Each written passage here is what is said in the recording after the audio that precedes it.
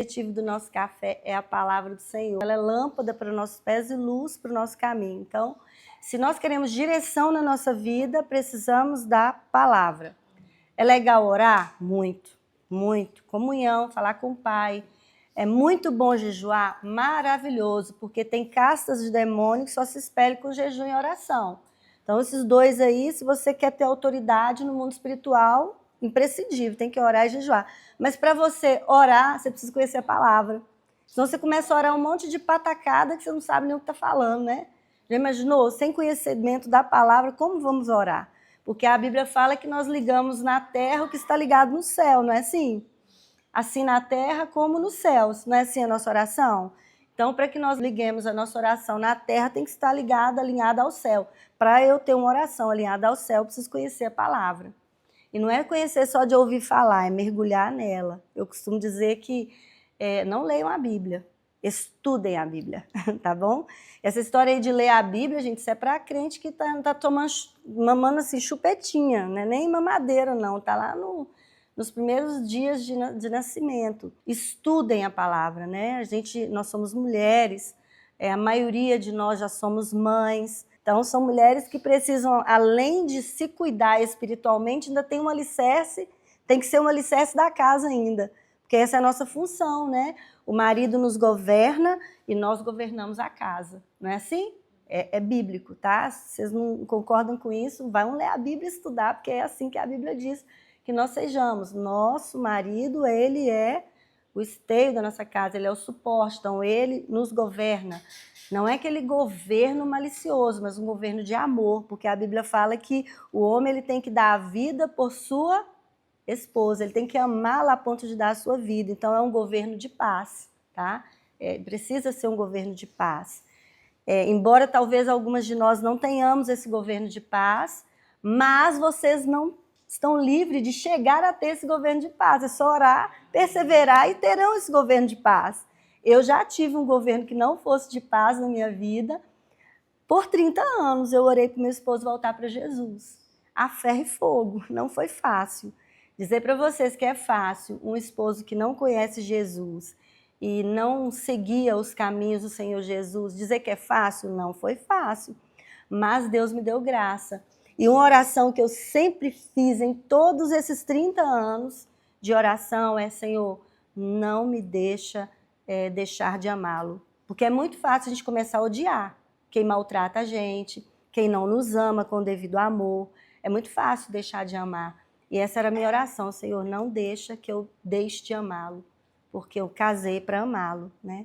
E depois de 30 anos, o Senhor trouxe ele de volta para a presença dele, e desde o ano passado eu tenho um novo esposo, um novo marido, uma nova vida. E todas vocês podem ter essa nova vida, basta crer, tá? E a oração, ela muda todas as coisas, ela muda rumos, ela muda história. Então nós precisamos orar, jejuar e estudar a palavra. Então, falando em estudar a palavra, nós vamos começar. Gostaria que vocês abrissem a Bíblia de vocês no Evangelho de Mateus, capítulo 3, versículo 1. Naqueles dias, apareceu João Batista pregando no deserto da Judéia, dizendo: arrependei-vos, porque é chegado o reino dos céus. Porque este é aquele que foi anunciado pelo profeta Isaías, que disse: vós, o que clama no deserto, preparai o caminho do Senhor, endireitai as suas veredas. Este João vestia-se de pelos de camelo e usava um cinto de couro na cintura e alimentava-se de gafanhotos e mel silvestre. Esquisito esse cara, né? Se fosse nos nossos dias, a gente falasse: nossa, que sujeito esquisito, né? Mas era cheio de Deus esse homem. Então, ocorriam a ele habitantes de Jerusalém, de toda a Judéia, de toda a região do Jordão. E eram por ele batizados no Rio Jordão, confessando seus pecados. Quando ele viu que muitos fariseus e saduceus compareciam ao lugar onde batizava, disse-lhes: raça de víboras, quem vos ensinou a fugir da ira futura? Produzi, pois, frutos dignos de arrependimento, e não presumais de vós mesmos dizendo: temos por pai Abraão, porque eu vos digo que mesmo dessas pedras Deus pode suscitar filhos a Abraão. O machado já está posto à raiz das árvores. Toda árvore, pois, que não produz bom fruto, ela é o quê? Cortada e lançada no fogo. Eu, em verdade, vos batizo com água para o arrependimento, João dizendo, tá? Mas aquele que vem após mim é mais poderoso do que eu, cujas sandálias não são dignos de carregar ou de desatar. Ele vos batizará com o Espírito Santo e com fogo.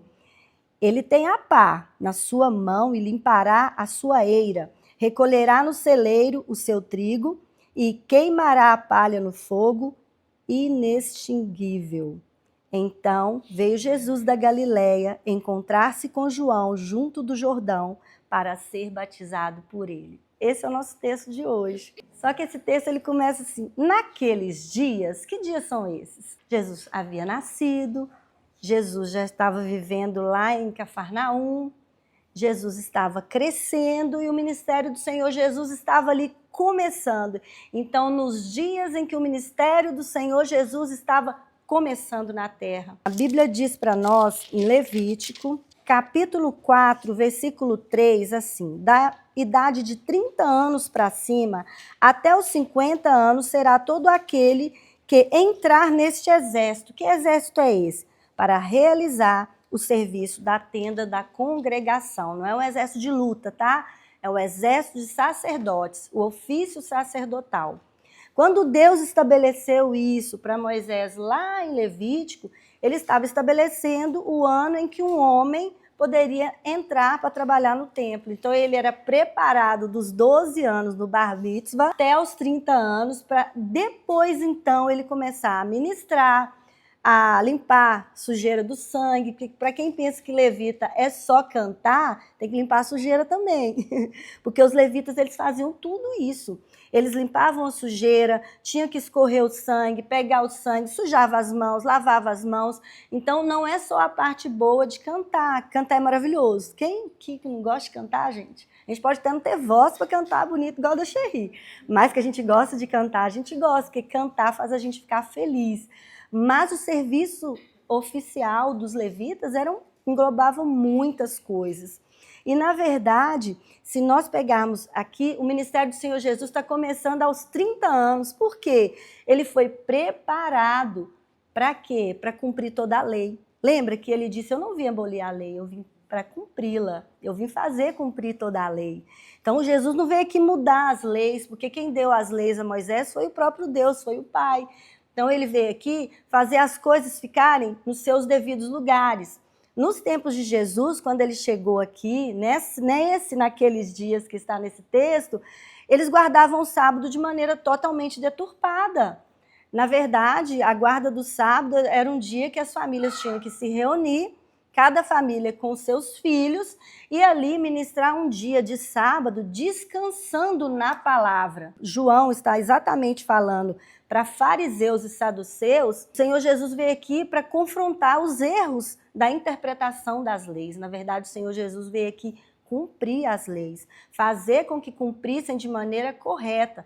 Então, ele confrontou várias pessoas, ele curou no sábado, os fariseus questionaram ele: você está curando no sábado? Fala assim: acaso se o seu animal cair, quebrar uma perna, cair no buraco, você não vai lá para tirar ele só porque é sábado, vai deixar ele morrer? Então, Jesus começa a confrontar: vocês estão guardando o sábado de forma errada. Então, em outras passagens também, o Senhor vem corrigindo. Vamos entender que grupos são esses que existiam nos tempos de Jesus, que são nesses dias, que está escrito aqui no versículo 1, naqueles dias. Os saduceus, eles não acreditavam na ressurreição. Existiam esses dois grupos. Os mais fortes eram esses dois. Tinha os essênios também, tinham vários outros, mas esses são os mais fortes da época do Senhor Jesus.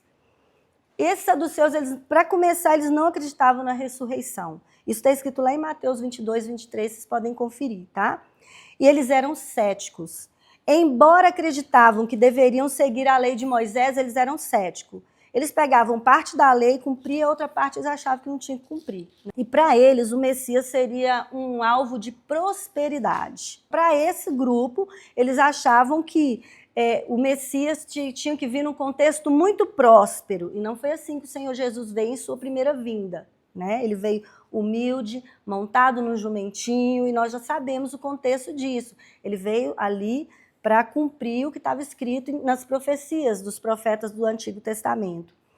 E o historiador Flávio Joséfos, não está na Bíblia, esse é um historiador daquela época, e ele fala muitas verdades que os nossos evangelistas falam, Mateus, Marcos, Lucas e João, que em Atos dos Apóstolos, que Lucas escreveu também, relata muita coisa que o próprio Flávio Joséfos relata. E ele, em seu livro, ele escreveu que esses saduceus era a classe muito rica. Então, como eles eram muito ricos, eles achavam que Jesus tinha que vir muito rico. E eles se tornaram uma classe de sacerdotes no templo daquela época, nos tempos de Jesus, e eles eram ligados a Roma, então eles tinham assim, uma certa submissão a Roma. Então, ao invés da submissão ser diretamente ao Pai, a submissão deles estava meio que antenada ali em Roma, por causa de alguns prestígios que eles tinham. Já os fariseus, eles eram centrados na lei. Só que eles eram hipócritas. Então, por que eles, por exemplo, se eles guardassem o sábado, eles queriam guardar o sábado de maneira a mais, para se mostrarem melhores. Então, era hipocrisia, porque o Senhor não quer nada a mais de nós. O Senhor só quer que nós cumpramos a lei naquilo que Ele ensinou. A Bíblia não é para ser acrescentada e não é para ser removida nenhuma palavra. É para a gente cumprir exatamente aqui. Então, esse grupo de fariseus, eles eram hipócritas e presunçosos. Quem disse isso foi o próprio Jesus, né? Chamou eles de hipócritas. E a ilusão de que agradavam a Deus porque guardavam a lei, na verdade, eles guardavam parte da lei. E eles também eram legalistas. Eles guardavam a mais ou guardavam a menos. Por exemplo, no sábado. O sábado era um dia que era para ficar entre a família, para se reunir e dizer partes da Escritura. Lembra que nessa época não existia a Bíblia como nós temos hoje. Existiam pergaminhos. Então, era para as famílias se juntarem, igual hoje nós temos sábado. Cada uma de nós era para estar em nossas casas, com nossos esposos ou pai, e ele ia ali mostrar para a gente verdades da palavra, abrir os pergaminhos e mostrar. Essa era a verdade, mas é uma comunhão familiar em comunhão com o Pai Celestial. Essa é a verdadeira festa da guarda do sábado. Na verdade, não. Eles achavam que eles não podiam trabalhar, os funcionários dele não podiam trabalhar, às vezes não deixavam nem comer, né? E às vezes, se um animal caísse, o que Jesus fala, se o animal sumisse, ninguém ia atrás para procurar, eram uns exageros sem precedentes. E Jesus não quer isso da gente. Jesus quer que nós sejamos centrados. Eu sempre ouvi um presbítero, na minha adolescência, ele sempre dizia assim, seu Carmelindo, um homem de Deus, falava assim, tenha muito cuidado com os extremos. Jesus, Deus, habita no ponto de equilíbrio. Muito cuidado com os extremos. E eu aprendi isso muito jovem. Ele ensinava isso na EBD e eu aprendi isso muito jovem. E ele me ensinou isso. Então, essa é a verdade. Então, esse grupo de fariseus, se nós formos olhar em Marcos 7,7, o Senhor disse que em vão me adoram. Olha o que o Senhor disse a respeito deles. Ensinando doutrinas que são preceitos de homens. Ou seja, não está na palavra. Vocês estão acrescentando, vocês estão mudando aquilo que eu disse. Vocês estão fazendo de vocês mesmos. Isso está escrito em Marcos 7,7. E em Filipenses 3, 5 e 6, Paulo disse ser um fariseu. Paulo fala, quando ele vai falar assim que ele combateu o bom combate, quando ele está naquele extremo, que ele sabe que está perto de morrer, porque a carta aos Filipenses é a carta da alegria, embora Paulo estivesse preso, prestes a ser morto, é a carta mais linda de Paulo, ela é toda alegre. E ele fala lá que ele é um fariseu e ele se coloca como um fariseu. Um fariseu, eu sou hebreu dos hebreus, ou seja, eu sou aquele que guarda a lei. E ele fala como um fariseu, sabe? Só que ali Paulo convertido, aí ele fala coisas lindas, né? Mas ele tem o orgulho de dizer que ele é um fariseu, porque um fariseu era quem guardava a lei. É claro que nós temos fariseus ótimos relatados na Bíblia, Nicodemos é um deles, né? Nicodemos é um deles. José de Arimateia, gente, foi lá e comprou um túmulo e foi lá e pediu Gente, ficaram corajosos. Lá pediu a força maior de Roma que eu quero o corpo daquele que vocês crucificaram ali agora, porque ele é meu Senhor, meu Salvador, eu vou enterrar ele. É muita coragem. Então, não estou dizendo que todos os fariseus são assim, que todos os saduceus são assim, mas essa é a realidade deles, tá? Como nós sabemos também que nós não podemos generalizar grupo algum. Sempre tem um remanescente do Senhor em cada grupo. Nós sabemos disso, tá? Então, esse é o contexto do nosso texto hoje. Então, para que a gente chegue aqui, aí eu coloquei um tema no nosso texto de hoje. Quando Deus fica em silêncio, o que fazer? Já pararam para pensar nisso? Porque essa época, nós estamos chegando de um período em que Deus ficou em silêncio por 400 anos. Quando o profeta Malaquias escreveu o seu último livro ali do Velho Testamento, a igreja passou por um período, né, a igreja que eu falo, Israel, né, passou por um período em que Deus não levantou nenhum profeta nesse período e Deus não levantou uma voz que falasse para o povo. Foram 400 anos de Malaquias até nós virarmos a página para o Novo Testamento e chegarmos em Mateus. Então, um período que a gente chama de período intertestamentário. E o que esse povo fez? Ou o que esse povo deveria fazer quando Deus se calou? Aí eu pergunto para vocês, quando Deus se cala, uma oração nossa, o que fazer? Perseverar. Muito bem, Samara. Perseverar, porque eu perseverei 30 anos para o meu esposo voltar para Jesus. Valeu a pena? Oxe! Como valeu a pena? Como valeu a pena? Perseverar. Nós estamos vivendo num período, e se nós voltarmos na história, nós vamos entender que em 586 a Babilônia invadiu Jerusalém e o templo foi destruído. Esse povo está desde 586 a.C. sem um templo. Aí quando Neemias e Esdras vão reconstruir, que o governo persa agora, que já toma o poder, né, da Babilônia, e então os persas permitem que eles vão reconstruir, mas não é mais aquele templo luxuoso que Salomão construiu. Foi algo mais simples, eles não tinham tantos recursos quanto Salomão. Então, mesmo assim, eles tinham um templo, mas não tinha exuberância do que Deus mandou eles construírem, foi reformado, mas não com toda a pompa que Deus havia escrito ali para deixar para Davi, mostrar para Salomão e Salomão construir. Mesmo assim, eles tinham um templo, mas não tinha aquela esperança, porque eles já tinham sido escravizados pela Assíria, o reino do norte, o reino do sul pela Babilônia, aí já foi os persas agora, e o persa, Deus dá graça, né, aos representantes do governo persa e permite que os judeus voltem para reconstruir o templo, lá em Esdras e Neemias, mas nós vemos que logo depois vem o governo grego, de Alexandre o Grande, já ouviram falar? Isso tudo está no período intertestamentário, Alexandre o Grande. Quando Alexandre o Grande assume, gente, a Grécia ela é sutil. Vocês vão assemelhar muito a Grécia com o que nós vivemos atualmente.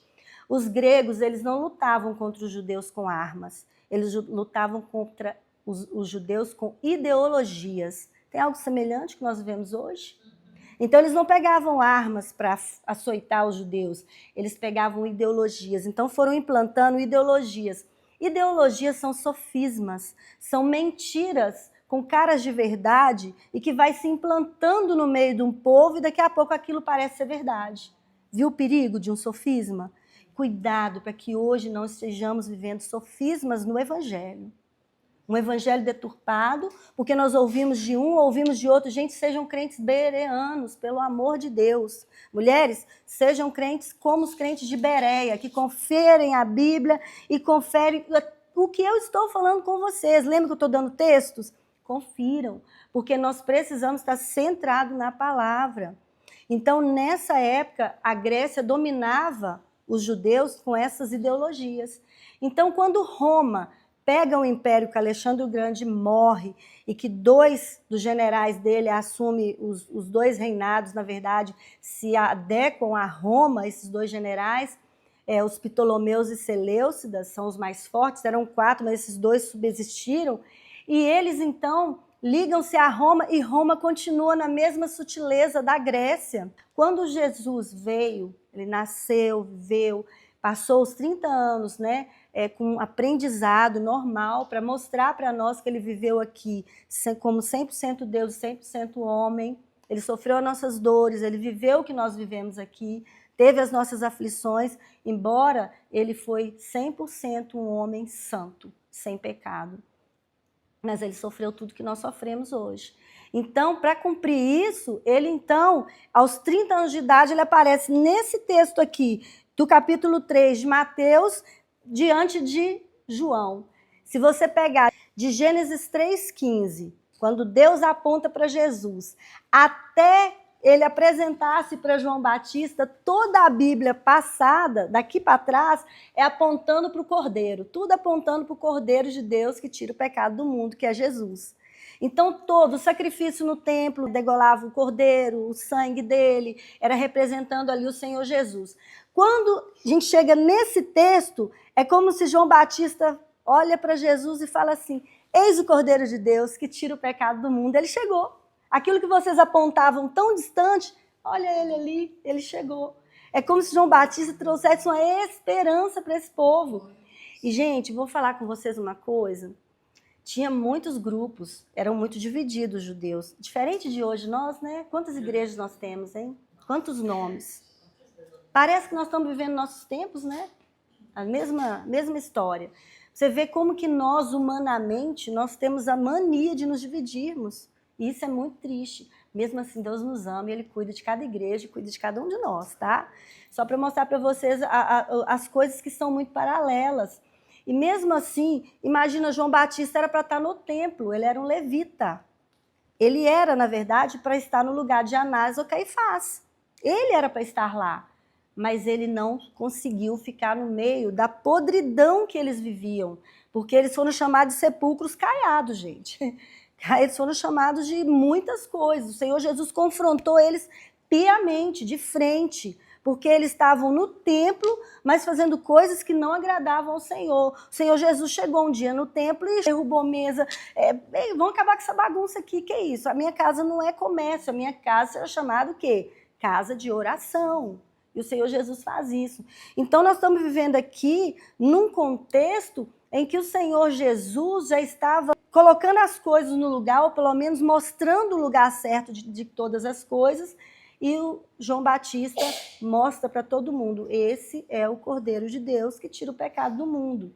Então, a partir de agora, eles já começam a entender. Daqui a pouco não vamos mais sacrificar cordeiro nenhum, porque esse cordeiro é o que vai tirar todo o pecado do mundo. Ele fica 3 anos com esses discípulos, mostrando muitas coisas para eles. Quer ver uma coisa muito interessante que o Senhor Jesus mostra para esses discípulos? Marcos capítulo 16, os versículos 17 e 18. O Senhor Jesus, nesses 3 anos, ele fala uma coisa para os discípulos dele. Você é discípulo de Jesus? Tem discípulo de Jesus aqui, mulheres? Tem? Se nós somos discípulos de Jesus, essa palavra é para nós também, é para vocês também, tá? Olha o que o Senhor Jesus fala. Ele ensina várias coisas, ele fala assim: estes sinais, estes aqui que ele vai falar, tá? Seguirão aos que creem. Quais são esses sinais? Em meu nome, isso é o Senhor Jesus falando. O que ele vai fazer? Expulsarão? Antes do Senhor Jesus aparecer para João Batista, para trás na Bíblia, vocês viram alguém expulsar demônio? Não. Alguma vez vocês viram? Pois é, meu Senhor Jesus agora ele vem para arrebentar com Satanás, por nós. Ele vem tirar aquilo que Adão entregou para ele. Lembra que quem entregou o governo para ele foi, na verdade, Adão e Eva, né? Porque, na verdade, quando o Senhor colocou Adão e Eva no jardim, ele colocou para guardar o jardim, não foi? Para cuidar, cultivar e guardar o jardim. Quando Satanás se apresenta em forma de serpente e fala com a mulher, ela come do fruto, ela comeu, mas quando ela come do fruto, Satanás rodeia. Pode pegar o texto e conferir depois, tá? Ele fala assim: é verdade, não é para você comer das árvores do jardim? Não, ela responde para Satanás: não, não é das árvores. Dessa árvore a gente não pode comer e nem tocar. Deus falou para não tocar? Não. Ela aumentou. Viu como é o perigo da nossa mentirinha? Do acréscimo? Viu o perigo? Aí Satanás falou assim, peguei essa mulher, ela já está mentindo. Ela já é minha filha, já. Se ele é o pai da mentira, ele arrumou uma filha. Entendeu? Ele pegou ela. Aí ele dá, ela come, e ela vai e entrega para o marido. E o marido come. Só que quando Deus chega, ele pergunta para Adão. Ele não pergunta para Eva, porque ele falou para Adão que não poderia comer. Quem tinha que ter falado com a mulher dele era ele, porque ele não é o governo da casa. Deus falou com o homem, ele que tinha que ter falado com a mulher. Deus pergunta para Adão, olha a seriedade, gente, disso. E ele fala assim, Adão, por que? Onde você está? Você está se escondendo? O que está acontecendo? Ele fala assim, eu comi do fruto. Mas por que você comeu? Porque a mulher que você me deste, me deu. Aí ele bota o governo na conta de quem? Ele entrega o governo para ela. Só que ela vai e se defende, ela não fica com o governo. Ela vira e fala assim, não, mas foi a serpente que você criou, Deus. Aí ela entrega o governo para Satanás, só que Satanás pega o governo e embolsa, ele põe no bolso. E ele fica. Então, desde Gênesis da queda, Satanás está com o governo. Lembra do exemplo de Jó? Ele vai até Deus para apresentar algumas coisas, com certeza acusações contra o povo de Deus, e Deus fala, viste meu servo Jó? Aí o que Satanás fala? Eu vi. Ele é meu servo justo e fiel, Deus fala. Ele faz tudo que você quer, porque você deixa ele ser rico, ele tem tudo, então tira tudo dele. Vamos ver se ele não continua sendo meu servo fiel. E assim acontece com Jó. Só não toca na vida dele, né? E por que a mulher dele não morreu? Quando nós casamos, nós somos uma só carne. Então, Deus tira todos os filhos, mas não podia tocar na vida dele. Como ele é uma só carne, a mulher entrou de lambuja, ela não morre. Ela fica, entenderam? Entendeu? Viu, gente, a posição que vocês têm no lar de vocês? Viram como é importante? Embora ela fez muitas coisas erradas, não vamos entrar nesse detalhe, ela falou coisas feias para ele, nós sabemos da história, mas não vou entrar nesse detalhe, mas ela entrou na bênção, por quê? Por causa do governo dele. Então, olha o perigo. Então, desde essa época, até o Senhor Jesus vir, Satanás tinha uma liberdade para nos atacar fora do normal. Mas esse texto aqui mostra para mim e para você que esses sinais seguirão os que crerem. Em meu nome, agora, você vai olhar para Satanás e falar assim, sai daqui em nome de Jesus. Pronto. O que você precisa para isso? Ter uma vida desregrada e só usar o nome do Senhor Jesus? Não, de jeito nenhum. Você precisa ser Jesus na terra, entendeu? É só esse é o ponto. Seja Jesus na terra. Um pregador antigo que ele falava assim, pregue a palavra. Se necessário for, use palavras. Porque nós precisamos pregar a palavra com a nossa vida, com o nosso agir, com o nosso mover, com o nosso olhar, com a nossa mão. Entendeu? É assim. Então, o que o Senhor está falando é que se nós vivemos Jesus, nós temos a autoridade dele para expulsar demônios. E nessa época aqui, eles tinham a experiência de falar em outras línguas. Eles não faziam ideia do que Jesus está falando. Até que vem o dia de Pentecostes, lá em Atos dos Apóstolos, e que o Espírito Santo desce sobre eles, e eles começam a falar em outras línguas, e tinham pelo menos 14 povos ali naquele dia, 14 idiomas diferentes, pelo menos, está citado na Bíblia 14, e eles entenderam que o que eles estavam orando ali dentro do cenáculo, na sua própria língua, no seu próprio idioma. Pensa, que maravilha! E eles se converteram aos montões, porque foi algo sobrenatural. E o Senhor Jesus aqui, ele está dizendo, vocês falarão em outras línguas, pegarão em serpentes, se beberem alguma coisa mortífera, não sofrerão dano algum. E porão as mãos sobre os enfermos e eles serão curados. Você tem autoridade para curar. A sua mão tem autoridade para curar, porque não é sua, é a mão do Senhor Jesus em você. A autoridade não é sua, é a autoridade do Senhor Jesus em você. Então, mulher, abre esse sorriso. Você tem muita coisa boa dentro de você. Você não faz ideia de quão grandioso é o Senhor na sua vida. E o quanto você pode fazer neste mundo para esvaziar o inferno. E nós precisamos esvaziar o inferno. E o Senhor, ele podia mandar os anjos pregar o evangelho. Já estava todo mundo evangelizado. Entendeu? Porque eles podem. Eles são celestiais. vão de um lugar para o outro em questões de milésimos, mas o Senhor falou que não. Pedro escreve em sua carta.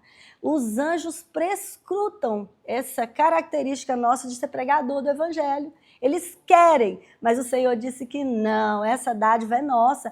Pega esse privilégio, chega em casa hoje, acha aquela amiga que está sem Jesus e despeja Jesus na vida dela.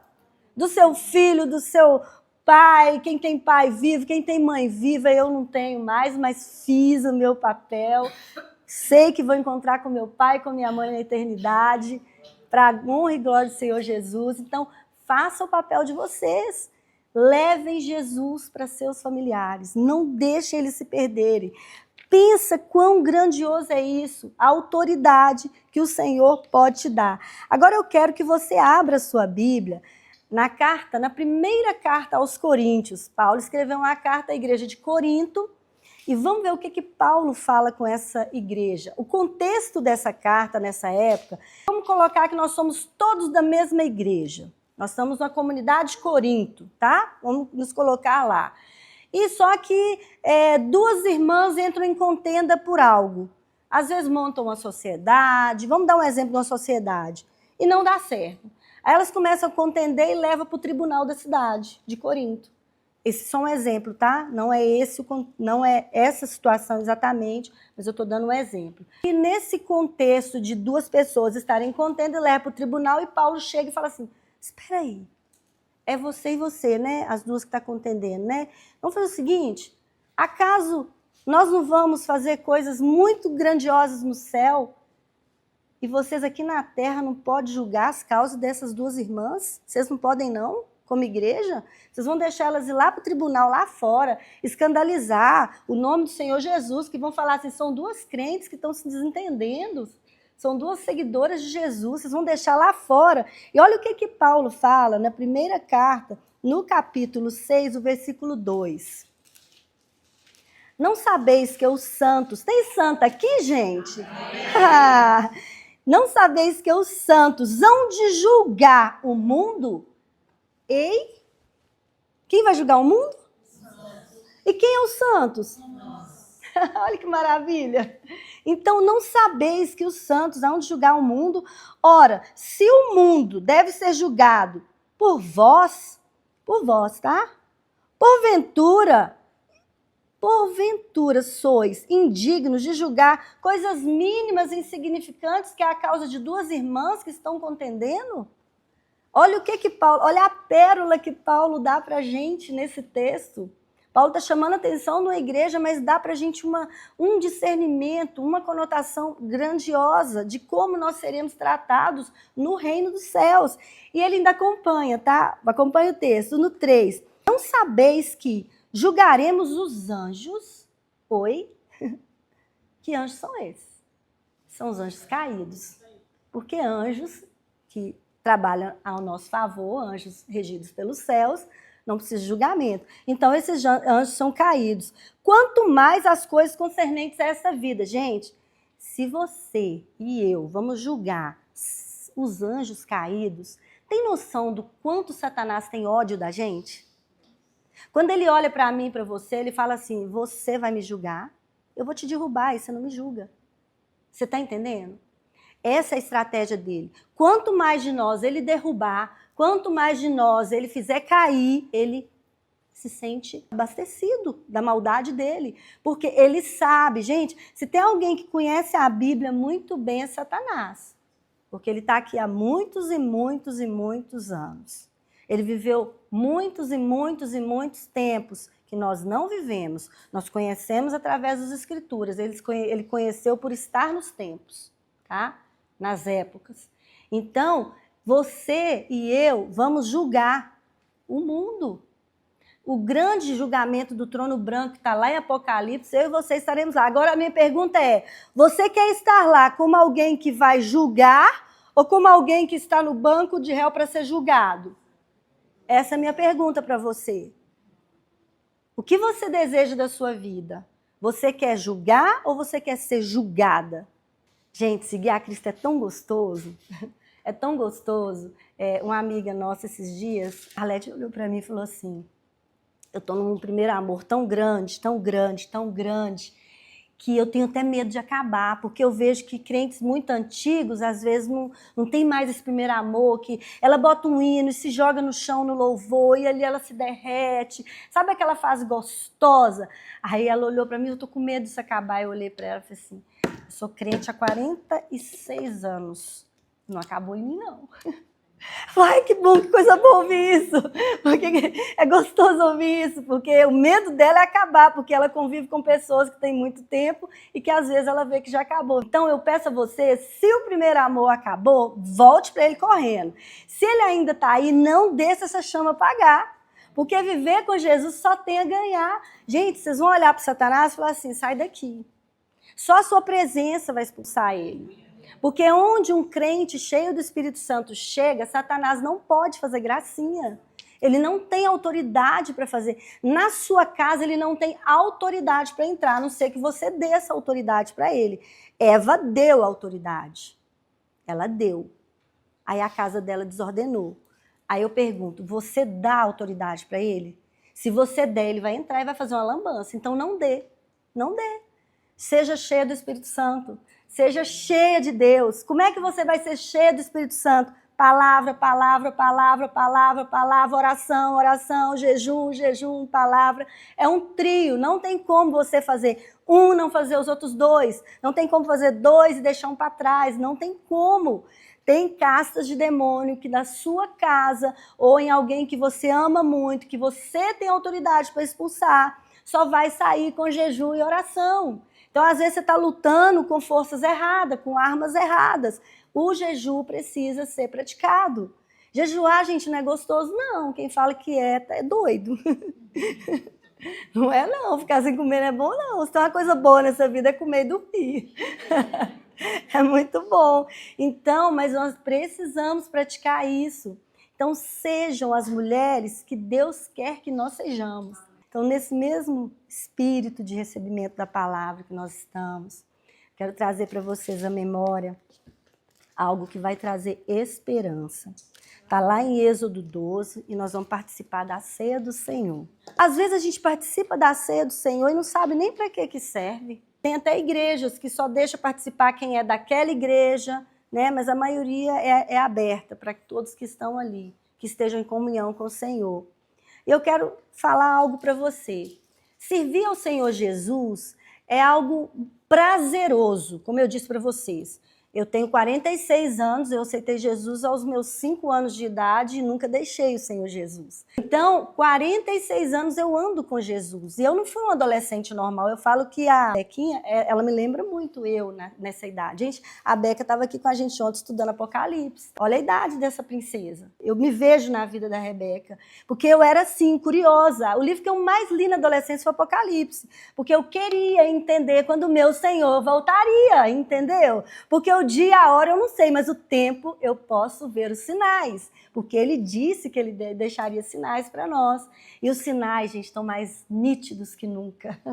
Pensa que os sinais estão assim, escancarados para nós. Então, eu peço a você que reflita no que nós vamos entender sobre a ceia do Senhor. E se você ainda nunca disse para Jesus assim, Senhor Jesus, eu te recebo no meu coração, te aceito como Senhor e Salvador da minha vida, hoje é o dia para você fazer isso. Não saia daqui sem fazer isso, porque nós não sabemos o dia e nem a hora que o Senhor Jesus há de vir. Então, Êxodo capítulo 12, versículo 3 diz assim, falai a toda a congregação, aos 10 deste mês, esse era o mês de Nissan, tá? Gente, para quem tem um carro Nissan, é o primeiro mês do calendário hebraico, tá? Muito legal isso.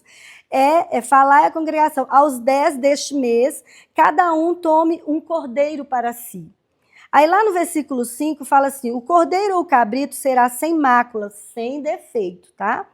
Um macho de 1 ano, ou seja, um animal jovem, o qual tomareis das ovelhas ou das cabras, ou seja, um bichinho está quase que amamentando ainda, né? Então, vai lá e pega esse bebê aí, quase que um bebê. E guardareis até o 14º dia desse mês. Então, por 4 dias, esse animal vai ficar quase que dentro de casa com o povo. Eles vão ver a simplicidade desse animal. Gente, vocês já viram uma ovelha? Você olha para a cara da ovelha, É uma singeleza. É assim que nós temos que ser. Entendeu? Não pode ser carrancuda. Entendeu?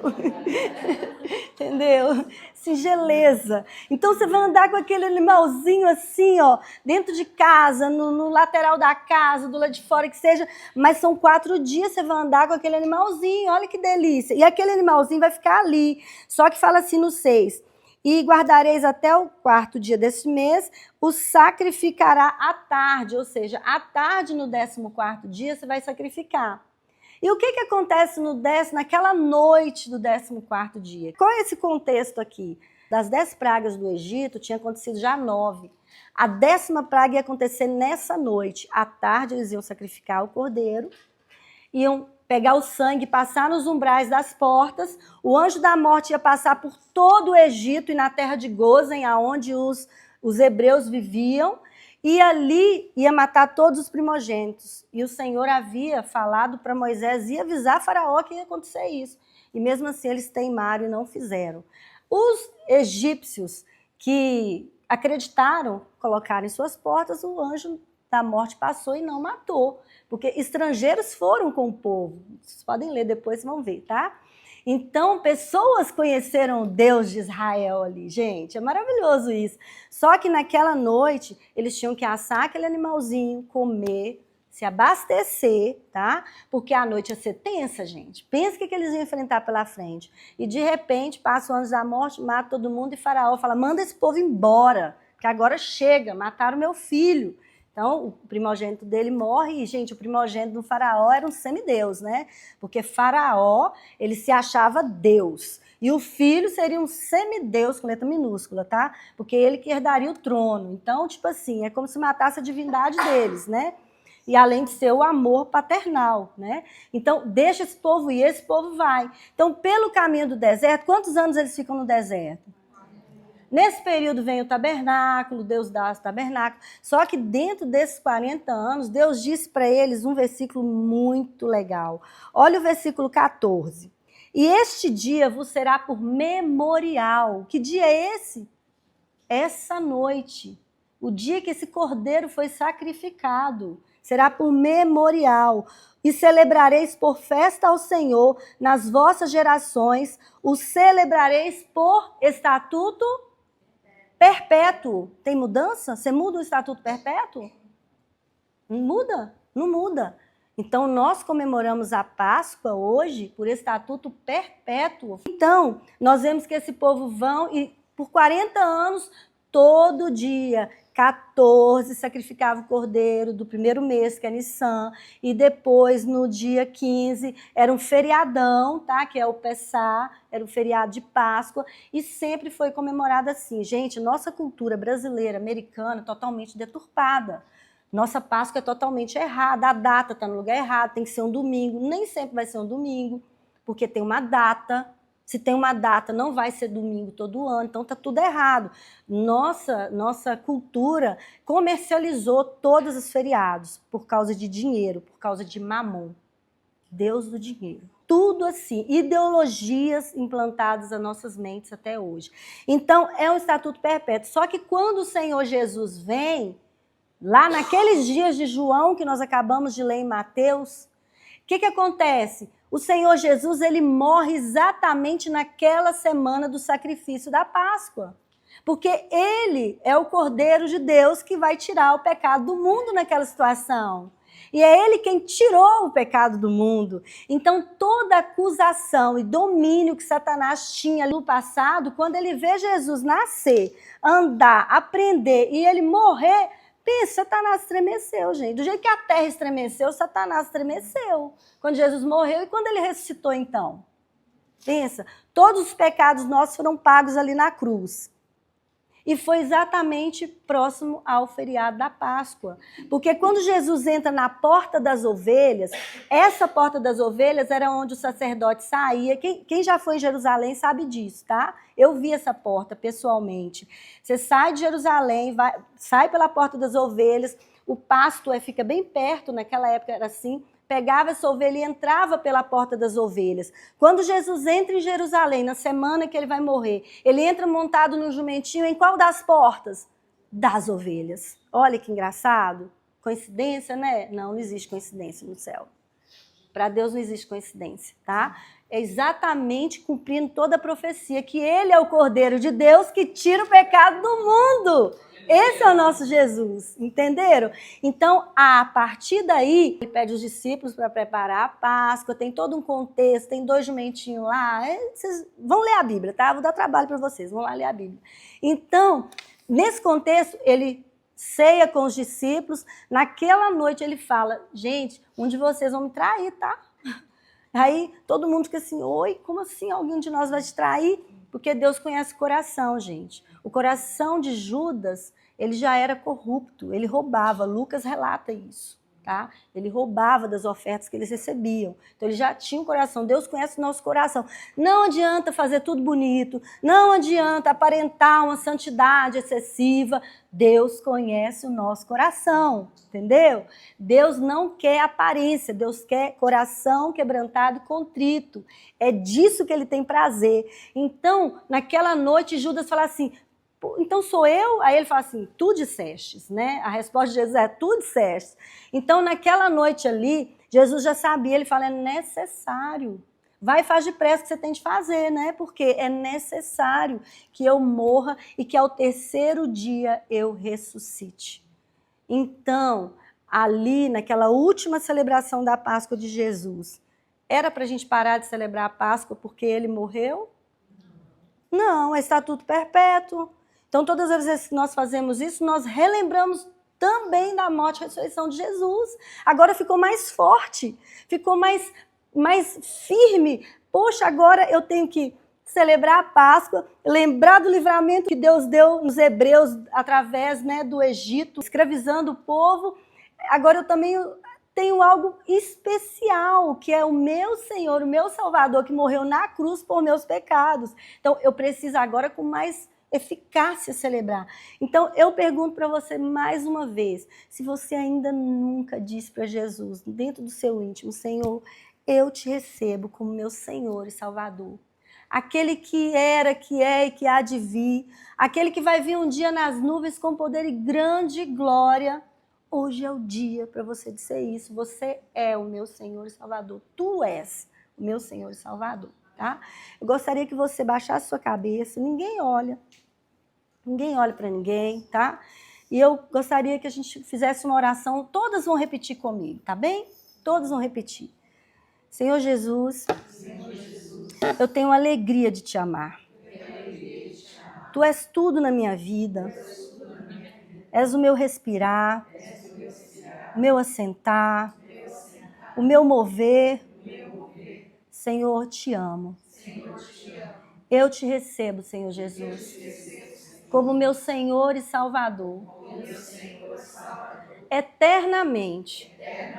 Eu creio que um dia o Senhor virá nas nuvens, com poder e grande glória, para me buscar. Buscar a tua noiva, para morarmos contigo eternamente, num lugar onde não há dor, não há morte, não há tristeza, não haverá malícia naquele lugar, porque este lugar é o céu. Eu te recebo, Senhor, como meu Senhor e Salvador, por toda a minha vida. Em nome de Jesus. De olhos fechados. Amém. Continuem de olhos fechados. Quem fez essa oração pela primeira vez, levante sua mão para mim ver. Glória a Deus. Glória a Deus. Eu vou pedir para você levantar sua mão se você quiser que eu ore por você.